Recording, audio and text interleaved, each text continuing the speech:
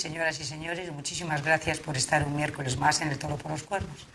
Miren, en el año 2000 era asesinado el general jurídico y magistrado del Tribunal Supremo, José Francisco Querol Lombardero, su chofer, su escolta y el conductor del autobús que por allí pasaba en Madrid. El asesinato del general Querol es uno de los 300 asesinatos que a día de hoy ha preferido este gobierno, el anterior gobierno, dejar archivados. Esta noche tengo la inmensa suerte de contar con Amelia Querol, la hija del general Querol.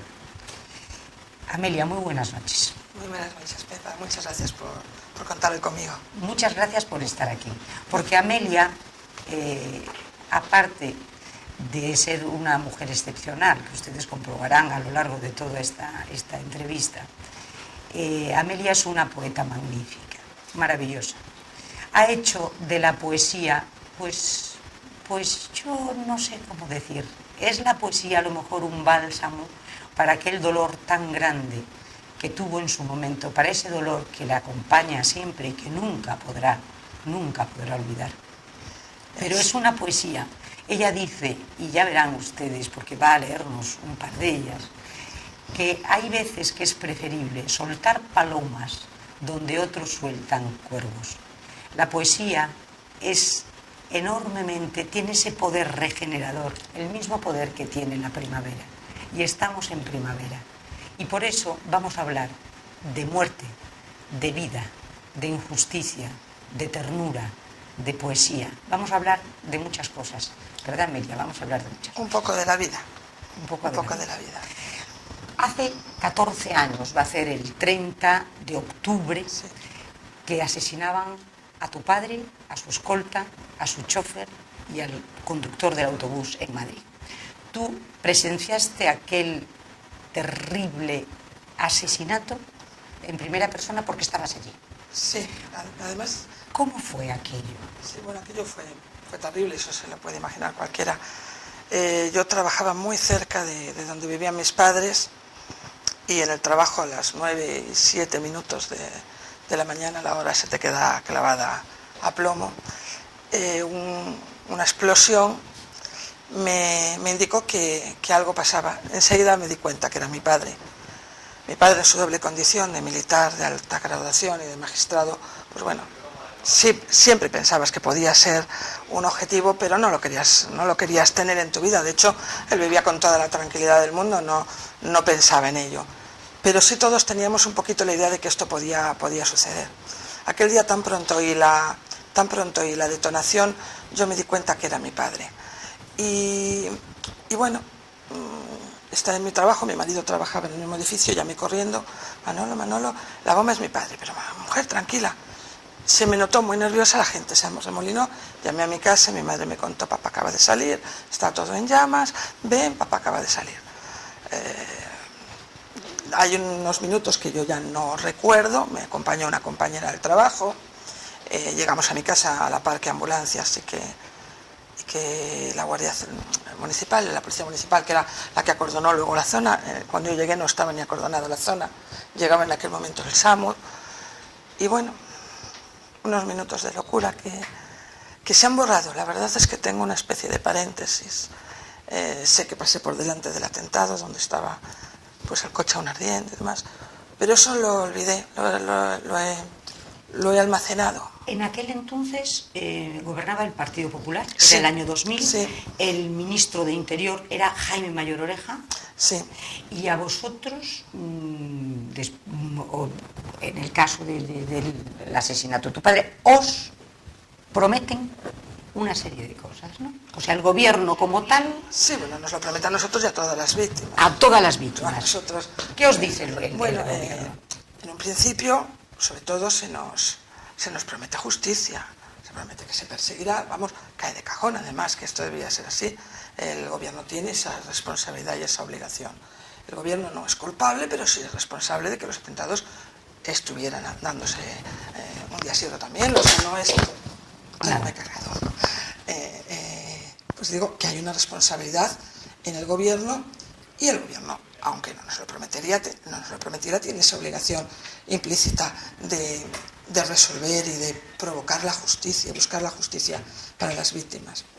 De hecho, tal es el caso que incluso a raíz del Partido Popular, esto lo firma el Partido Popular, hay una ley, no sé exactamente del año, pero sé que es del Partido Popular y es un poco anterior al atentado de mi padre, en la que se normalizan una serie de indemnizaciones y de actuaciones respecto a las víctimas de terrorismo. Entre ellas, pues bueno, hay que hagamos una renuncia expresa para que ellos ejerzan la acción contra los etarras, la acción judicial, nosotros no nos personemos como parte, sino que sea el propio Estado. Eso es muy importante, porque en ese momento, al renunciar vosotros a presentaros como parte, como acusación particular, como acusación particular, quiere decir que si el gobierno, que es lo que está ocurriendo ahora y lo que ocurrió con el gobierno de José Luis Rodríguez Zapatero, si el gobierno decide no seguir con la causa y archivarla, vosotros no tenéis opción de, como acusación particular, reiniciarla otra vez. O sea, se está intentando reiniciar. Pero habéis quedado, como si dijéramos, neutralizados por esa ley. Renunciasteis al derecho. Pero renunciamos porque entendíamos que el Estado sí iba a hacer la acusación y la iba a hacer además con todas las herramientas de las que nadie lo podía dudar. Claro, en aquel momento nadie lo dudaba. Además, le parecía un compromiso, no solamente un compromiso serio del Estado, sino del gobierno específico que en aquel momento estaba, que lo prometían pues con una, que veíamos, gran solvencia, eso se iba a hacer a cabo. De hecho, era mucho más fácil poder ejercer una acción desde el gobierno que no a nivel particular. Yo sé de muchas personas, de muchas víctimas que hicieron como nosotros, también en el momento de aquella locura en la que vives, tampoco sabes ni lo que estás haciendo. Porque yo me imagino que te lo plantean, el golpe es tan brutal que el desconcierto es total. El golpe es brutal, o sea, desapareces de pronto no sabes dónde estás. El mundo es como si fuera de algodón, no sabes lo que tienes debajo, no tienes dónde agarrarte. Entonces, cuando alguien te promete, y te lo promete demostrándotelo y tal, pues te crees lo que te cuentan. Hoy en día yo no hubiera firmado aquello, pero en aquel momento pensé que era lo más oportuno, que el Estado era el que iba a hacerse valedor de nuestra necesidad de justicia y que iba a velar por nosotros. Han pasado unos años y ahora vemos que no es así. La causa del atentado de mi padre, como bastantes más, están archivadas. Las que estaban en proceso de instrucción, a partir de la negociación evidente de Zapatero con ETA, pues se archivaron las causas pendientes en el periodo de instrucción. Las que estaban pendientes de juicio siguieron su proceso normal, pero aquellas que estaban en periodo de instrucción, o por lo menos a mí me consta de bastantes, pues se pararon.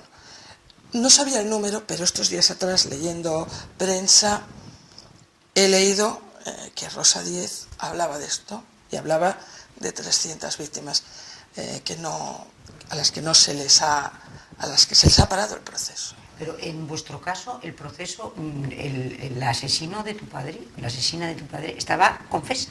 Estaba detenida porque la detuvieron por otro atentado en otro momento. Y confesó. Y ella, por lo que a mí me han contado, o sea, el acceso que yo he podido tener a la causa, esta mujer en un primer momento es confesa del atentado, luego se retracta más tarde, pero mucho más tarde. Y yo ahora mismo no sé si está detenida, si no está detenida. Imagino que no estará porque hay un plazo de años. Esto fue poco después del atentado, cuando la detuvieron, un par de años después, o incluso algo menos. No tengo ni idea, tampoco lo quiero saber. O sea, ahora mismo no quiero saber nada. Me gustaría que hubiera justicia. Creo que nos lo debe el Estado, y además porque es un mandato constitucional. Todo el mundo tenemos derecho a la justicia. Lo que no sé es por qué las víctimas de terrorismo ahora mismo no tenemos ese derecho. Bueno, sí lo sé, pero prefiero dejarlo en el aire, no lo sé. ¿Por qué crees que en este momento es un tema enormemente delicado y del que escapan los dos partidos que durante 30 y tantos años han gobernado España? escapa el Partido Socialista y ahora se pone de perfil y escapa también el Partido Popular. No sé, el Partido Popular por completo. Entonces, el Partido Socialista, de alguna manera, ya lo había anunciado. Sí. No os sorprendió que actuara así, porque Zapatero dijo desde un principio, miren señores, yo voy a negociar con él. Sí, lo está claro. Zapatero, no, a mí personalmente, su actitud no la he podido entender, pero hay una honestidad por lo menos en cuanto que dice que lo va a hacer. El gobierno actual, al revés, dijo que no se iba a dejar nunca a las víctimas de lado, y ha sido entrar y por la misma puerta a las víctimas a la porra, no les importamos. No les importamos porque hay un precio, o sea que es lo mismo, en este caso tú crees que tanto monta tanto el Partido Socialista como el Partido Popular. En esto de todo, pero bueno, en esto sobre todo. Pero en esto sobre todo. Sí. O sea que cuando el Partido Popular se escuda en la que le han impuesto desde Europa el hecho de tener que derogar la doctrina Parot. Bueno, también le ponen otras cosas. Yo ahí no puedo entrar. Lo que siento es la celeridad absoluta para aplicarla. En la vida se ha hecho en este país nada tan rápido como como aplicar la derogación de la doctrina Parot de inmediato. Y además sin una revisión clara de los casos. Bueno, nos dejó, yo creo que a todos, un poco patidifusos cuando escuchamos y leímos la noticia que Estrasburgo nos daba de tal manera a la espalda. Pero esperábamos que la Audiencia Nacional, pues bueno, resolviera de otra manera, fuera un poco más lento. Por lo menos más lento, que intentara otras vías, no sé. A mí la sorpresa de que el mismo día siguiente se está aplicando la doctrina que nos viene de Estrasburgo, pues bueno. Nos dejó. Yo creo que aún no somos capaces ni de reaccionar. La mujer que asesinó también al almirante Fausto Escrigas era precisamente la persona que invocó la derogación de la doctrina Parot, y era nada más venir la sentencia de Estrasburgo, a los pocos días estaba, la liberaron de la prisión de Teixeiro, precisamente. Sí. Y entonces, claro. Lo que pasa es que dices, ¿por qué nosotros no tenemos derecho a una justicia como Dios manda? O sea, lo sabemos clarísimo desde el momento en que se habla que hay una negociación y que hay un proceso, yo digo entre comillas, de paz, porque esto no era una guerra, era una banda que mataba y unos que moríamos, o sea, no había un proceso a dos bandas. Pero bueno, vamos a hablar de proceso de paz. A mí me parece que las palabras las utilizamos mal. No es un proceso de paz, no tiene que haber vencedores y vencidos, que eso también lo ha dicho, por ejemplo, entre otras cosas la OBT, que creo que se equivoca. No va de vencedores y vencidos, no va de rabias ni de iras. No, hay unos señores que matan y que tienen que estar en la cárcel. Nadie pone en duda que si a una viejecita la matan en una esquina para robarle el bolso, el sinvergüenza que la ha matado tiene que estar en la cárcel. Nadie lo pone. Y nadie pone en duda que además tiene que cumplir la pena mayor posible. Entonces, ¿por qué nosotros no vemos a los asesinos de nuestros familiares, en mi caso mi padre, no vemos que se vaya a hacer justicia, que se les vaya a castigar en la medida de lo que han hecho? Y que además los premios, como yo digo, entre comillas, que les otorgue luego la ley penitenciaria, sean sobre el total de la pena, que era lo que era la doctrina, lo que pregonaba la doctrina Parot, ¿no? Evidentemente que sea sobre el total de la pena. O sea, a un tío se le dan 770 años, ¿por qué se sale a los 12, 14? Es muy baratito matar. Es muy baratito matar en determinadas condiciones. Entonces, yo creo que ha sido esa ambigüedad y esa falsedad en la palabra la que nos está llevando también a esta situación de impasse, de no saber qué va a suceder con el... Bueno, vemos que lo que va a suceder es que van a seguir parados. No sé si alguien reabrirá los 300 casos, que son muchos, 300 casos sin archivados, como si dijéramos, ¿no? Sí. Pero bueno, en un momento en que se está liberando al resto de los etarras, pues entonces es muy difícil pensar que se van a revisar estas cosas. A nosotros no hablo de las víctimas, hablo con mucha gente que no es víctima, ¿no? La idea común que hay y que creo que late de forma evidente es que esto es un poco una amnistía encubierta. Una amnistía encubierta en la que han entrado todos los poderes. Y bueno, el Poder Judicial, el Poder Ejecutivo, el Poder Legislativo, los políticos, todos los políticos. Todo esto es un problema que lo han querido enfocar así, es un problema político y va a tener una solución política. Completamente. Y tú, por ejemplo, en los momentos aquellos, tú me comentabas que hubo cosas terriblemente, fíjate tú, que más dolorosas que lo que tú viviste y lo que tú luego has estado viviendo a lo largo de tu vida. Y que puede haber cosas que todavía contribuyen a hacer del dolor como mucho más fuerte, como mucho más...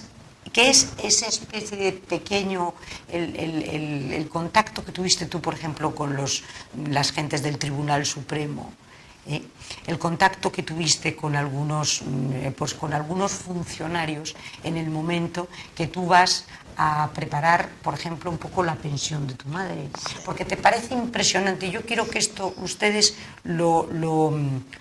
sean capaces de entenderlo, porque muchas veces nos parece que cuando pasa algo tan terrible como que un general del ejército español sea asesinado por un grupo terrorista, pues te parece que, por ejemplo, los servicios jurídicos del Estado pues van a apoyar por lo menos a su viuda, a sus hijos, y que se va a encontrar como arropado, como agarimado, que no va a tener que hacer pues muchas cosas que tiene que hacer. Y de repente Amelia se encuentra al día siguiente con la durísima realidad de que aquí, después del funeral, poco menos que no ha pasado nada, y problemas ya en el funeral, Amelia. O sea, son 4 o 5 cosas que creo que son... Porque hay mucha gente incluso que ha llegado a pensar, y por eso incido en esto, que ha llegado incluso a pensar, hombre, pues la persona que fallece en un atentado, que es asesinada en un atentado, hombre, yo no le voy a decir a usted que haya tenido suerte la familia, por ejemplo, pero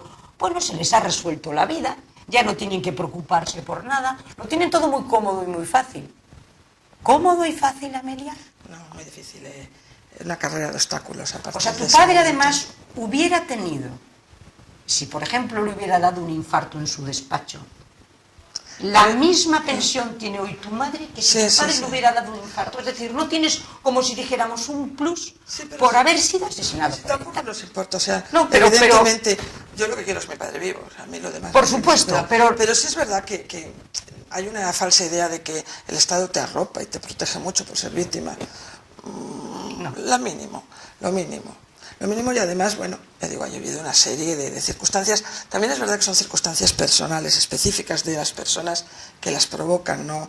Hay gente que se ha portado con nosotros absolutamente de maravilla. Por ejemplo, Jaime Bello, decías tú. Jaime Bello. Estaba de alcalde en ese momento. Estaba de alcalde de Ferrol, fue a Madrid, estuvo en todo momento apoyándonos cuando hemos vuelto a Ferrol nosotros. La familia ha estado siempre ahí, es un hombre absolutamente cordial y absolutamente volcado con nosotros, y que nos ha demostrado un aprecio sincero, no un aprecio que quería manifestar en aquel momento. Cuando el funeral había unas muestras de afecto muy falsas, muy buenas, que según dabas la vuelta se habían acabado. Todos los funerales de las víctimas los politizan los políticos, los convierten exactamente en funeral de Estado para la foto de los políticos, y a la vuelta de la esquina tú ya no existes. O sea, eso sí que es absolutamente evidente y muy sangrante. O sea, el Estado se hace la foto y te utiliza de bandera. El Estado en general, me refiero a los poderes del Estado. Y luego algunos partidos evidentemente nos han utilizado absolutamente como bandera a las víctimas, y la asociación de víctimas. Sobre todo, bueno, pues yo creo que el PP nos utilizó de mala manera, las víctimas en general. O sea, yo no hago distinción de víctimas por su ideología, cada uno tiene la ideología que le da la gana, pero el PP utilizó, por ejemplo, a la OBT, eso fue manifiesto, y yo creo que la OBT coqueteó con ese Estado, y yo creo que eso no nos ha hecho ningún daño a las víctimas. Ninguno. Sé que lo que digo no va a gustar, no gusta nada, pero yo considero que la OBT era una asociación asistencial, meramente asistencial, tenía que dar apoyo, ayuda. Nunca se debió de politizar. Yo creo que nunca se debió de politizar. Yo creo que ahora mismo tenemos una indefensión también provocada por esa deriva que hubo en su momento, de ese coqueteo de la OBT con la política, en aquel momento manifestada pues en en el partido del PP, en el PP. Y bueno, a lo mejor de aquellos lodos, estos barros, yo creo que sí que un poco la indefensión que tenemos es porque en su momento se hizo política de las víctimas. Se dividieron en víctimas buenas y víctimas de aquí, víctimas de allí. Sí. No sé. Pero lo que sí es real es que ese arrope, que es lo que hablábamos, ese arrope del Estado, que te parece, ¿no? Que de repente te van a decir, mira, te cogen un teléfono y te dicen, mire, usted no se preocupe, o a la viuda o a los hijos, miren, no se preocupen, que los servicios jurídicos del Estado pues ya les resolvemos todo, ni hablar. Tú tuviste que ir a los 2 días, poco menos, que a solucionar y a bregar para ver cómo solucionaban la pensión de tu madre. Y además con problemas añadidos porque había habido militares que habían fallecido por el terrorismo de ETA y era fácil gestionar la pensión porque la gestionaba clases pasivas militares, ¿no? Los que eran de la carrera judicial, pues lo gestionaba clases pasivas del Estado y tal, pero no había problema. El problema de mi padre es que representaba a los dos, claro, a los dos estamentos. También se daba la circunstancia de que los generales jurídicos acababan de llegar, eran las primeras ternas que iban en la Sala Quinta del Tribunal Supremo. Hay ahora actualmente, y en aquel momento empezó a existir, la figura de 3 generales jurídicos, que son los que, con tres jueces civiles, forman parte de la Sala militar, la sala Quinta del Tribunal Supremo. Y hasta aquel momento la Sala Quinta era civil, no existía esta figura del general jurídico como magistrado del Supremo. Entonces había también un vacío, no se sabía quién tenía que gestionar estas pensiones, hubo una serie de bueno, pero yo eso lo comprendo, era algo nuevo, sí. Era difícil, el problema es que te encuentras, pero eso sigo diciendo, son problemas puntuales, o sea, me encuentro con un funcionario que no me quiere gestionar la pensión porque no tengo el DNI de mi padre, por ejemplo, y me dice que no me la gestiona, y le digo, pues es que falleció en un atentado y ardido, no lo tengo, y el funcionario que no me lo gestiona.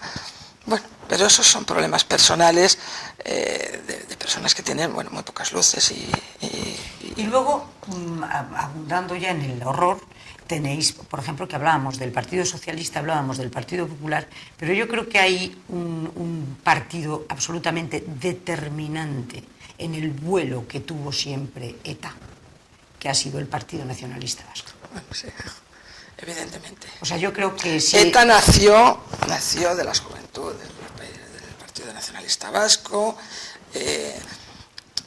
Arzayus hablaba de los chicos de la gasolina, estos chicos malos que se me revuelven, pero bueno, pobrecillos, no sé, siempre hubo como una condescendencia. Evidentemente sí se denunciaban los atentados, el Partido Nacionalista Vasco evidentemente no estaba a favor de que ETA matara, pero había una condescendencia, un dejar, bueno, ¿qué le vamos a hacer? De aquellos lados también, estos barrios. Claro. Pero bueno, y con eso tenemos que vivir, ¿eh? No, con eso tenemos que vivir. Y de todas estas cosas, en este momento, ¿qué sensación tienes tú después de 14 años, Amelia? ¿Qué sensación tienes por ejemplo, con relación a la política? La única persona en este momento que tú me decías que parece que ha sido siempre fiel a las víctimas, me decías que era Rosa Díez. Hombre, vamos a ver, yo digo de lo que estoy viendo en esta campaña, en la evolución, ¿no? En esta campaña electoral y en una evolución desde hace un tiempo. Hay una deriva, todo el mundo se está olvidando. Gracias a Dios, ETA no mata ahora mismo, eso hay que dar gracias. Pero eso no es óbice que mañana no lo puedan volver a hacer. Ellos tienen el poder, tienen las armas, tienen infraestructura. Si lo quieren hacer, lo hacen. Entonces, el tema es que teníamos que tener claro que ETA no lo tendría que volver a hacer nunca más. Pero no tendría que hacer nunca más porque el Estado nos lo pudiera garantizar. No porque ETA no quiera hacerlo ahora. Entonces, sí es verdad que aquí ha habido bueno, pues como no matan, nos olvidamos de que el problema existe. De hecho, no viene ya ni en campaña ni nada. La única que ha mantenido una postura siempre firme y siempre la misma, no ha habido un cambio respecto a su postura ni a sus manifestaciones, ha sido Rosa Díez. Lo cual no quiere decir que mañana no cambie, yo no lo sé. Yo hablo de hoy por hoy. A mí me parece que es la única que ha demostrado una honestidad en este aspecto.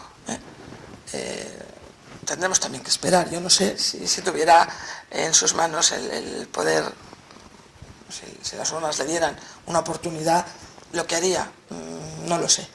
La única, por lo menos, que nos lo cuenta, y nos lo cuenta igual que nos lo contaba hace muchos años, es ella, eso sí. Por lo menos yo es lo que veo. A mí nadie me ha demostrado otra cosa. Y luego también en este momento hay un grupo de víctimas del terrorismo, pero víctimas, como por ejemplo Ortega Lara, como por ejemplo Abascal, sí, que se escinden del PP y hacen un nuevo partido político que se llama Vox. Precisamente su bandera es el terrorismo. Su bandera es sobre todo Ortega Lara. Ortega Lara, sí, durante tantísimos años, días, secuestrado, y como venía el otro día en el también fueron años, diciendo que quería por Dios que lo mataran, porque ya no podía resistir aquello. Bueno, aquello tuvo que ser terrible. Ortega Lara, María San Gil, que presenta precisamente el grupo político Vox.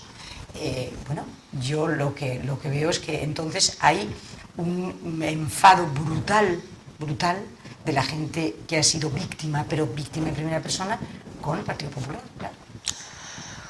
Hombre, es que no ha respondido a ninguna de las expectativas que creó, y él ha prometido tantas cosas que no ha cumplido ninguna, pero en esta mucha gente pensaba que las iba a cumplir.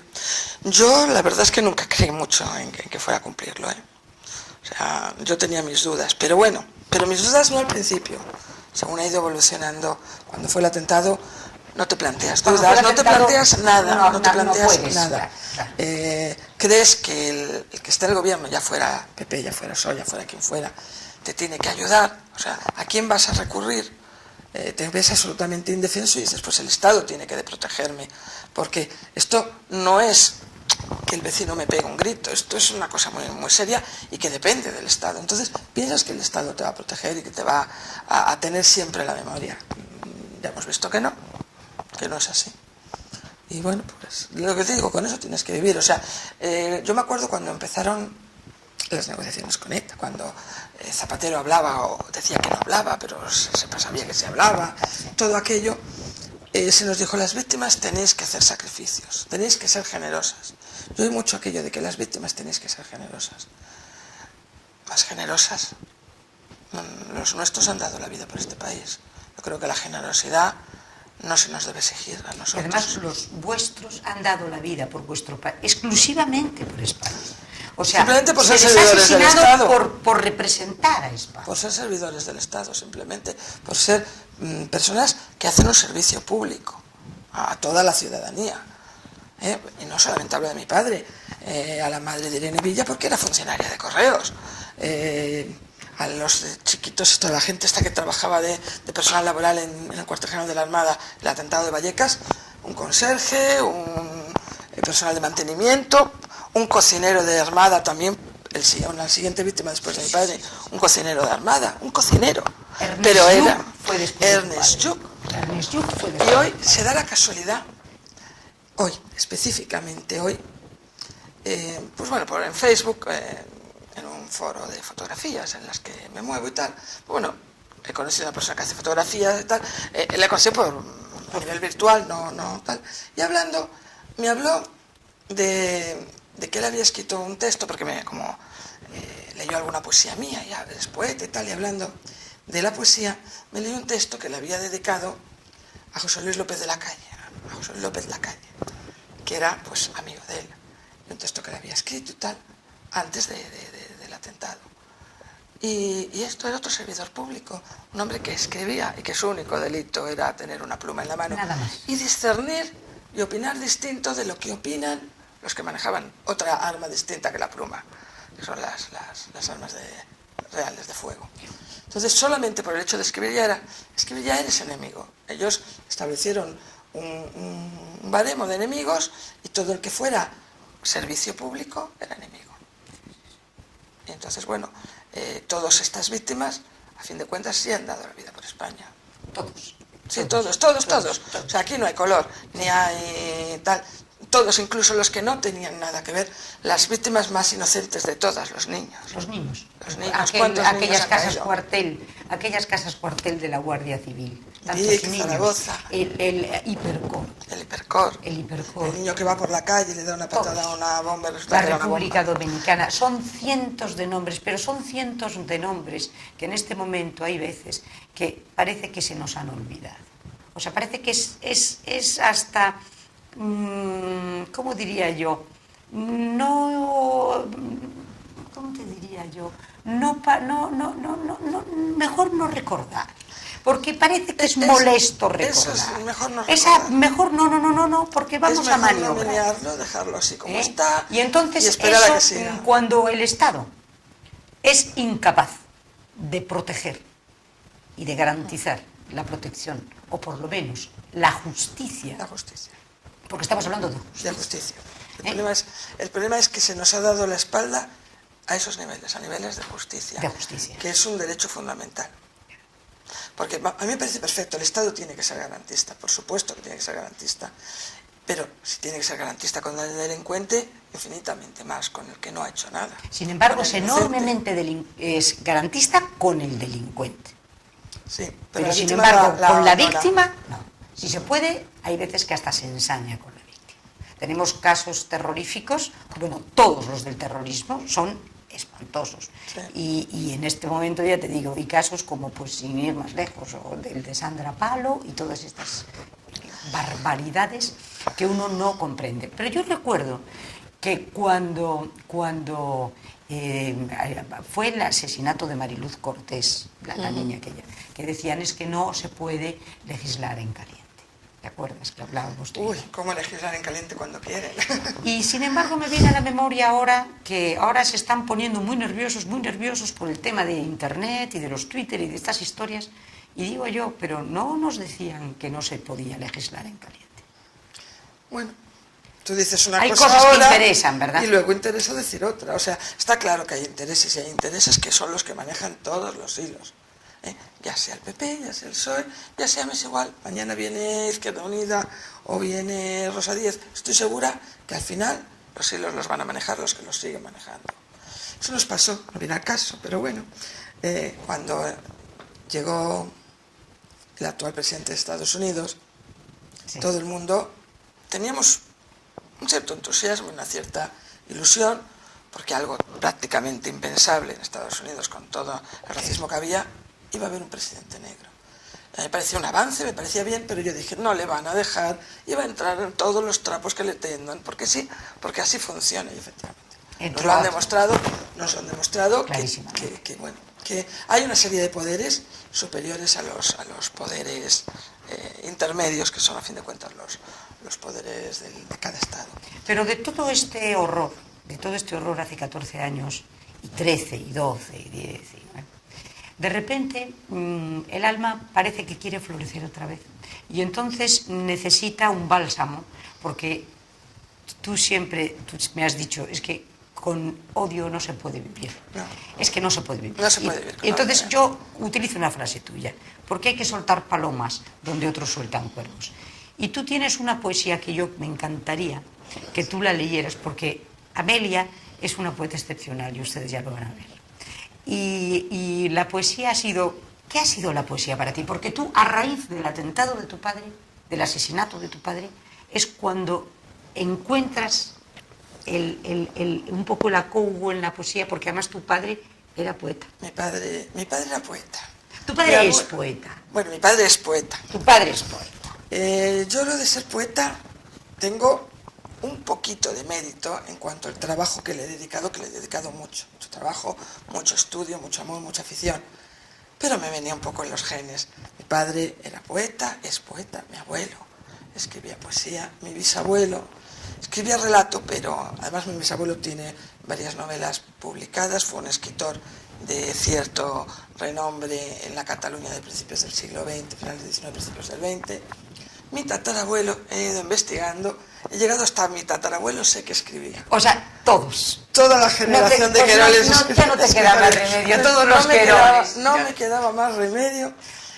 Vamos a ver, te lo conté cuando hicimos este encuentro previo a la reunión de hoy. Desde pequeña he tenido la poesía de primera mano. Primero por eso, porque mi padre escribía poesías y nos escribió cientos de poesías a todo lo que hacíamos, la hora del baño, la hora de la comida, el juego, los juguetes, las primeras clases. Nos ha escrito poemas de todo lo que hemos hecho cuando éramos pequeños. Bueno, de hecho, me perdonas, ¿cuáles fueron los libros con los que tú aprendiste a leer? Sí, bueno, yo aprendí a leer porque mi padre desde pequeñita me leía poemas, me leía los suyos y me leía sobre todo, él era un enamorado de Rubén Darío y me leía la sonatina de Darío. Yo me despaché, me quité el biberón con la sonatina de Rubén Darío. Y sí, yo aprendí a leer con poemas, aprendí a leer con la sonatina, con Margarita, también de Darío, con aquella delicia que era los lagartos, aquellos que habían perdido sus anillos de desposados de Lorca. El lagarto está llorando. Otra preciosidad, Pegaso, lindo Pegaso, caballito de madera, de Antonio Machado, y con otra maravilla de Gabriela Mistral, la de que yo no quiero que a mi niña la vayan a hacer princesa. Esas fueron mis primeras lecturas, cuando era una niña pequeña, pero además aprendí a leer bastante pronto. Me quité, ya digo, casi el chupete con una poesía. Sí.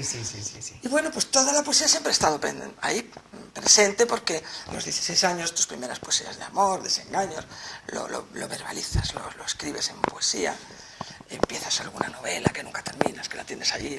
Tengo una novela desde los 16 años en el cajón, y de vez en cuando escribo algo, pero vamos, aquello fue quedando. Y aunque escribía de forma esporádica, a raíz del atentado, primero por un regalo a mi padre, se lo quería regalar a él. Empecé a escribir poemas en recuerdo, en homenaje, en honor a él. Y de pronto me encontré que allí tenía todo. La respuesta la tenía allí, la poesía. Empecé a escribir poesía de forma más constante, empecé a estudiar muchísimo, a trabajar muchísimo. Empecé además con los clásicos, a leer y a estudiar a los clásicos y a hacer poesía clásica con formas métricas. A partir de ahí fui descubriendo otras formas de poesía, fui descubriendo las vanguardias. Había leído siempre poesía, pero aquel momento terrible que yo pasé, porque fue terrible. Marca el inicio de mi labor, de mi trabajo poético, es el pistoletazo, valga la metáfora terrible, de salida. De salida. ¿Me perdonas un segundo? Vamos a la publicidad y seguimos. Vale.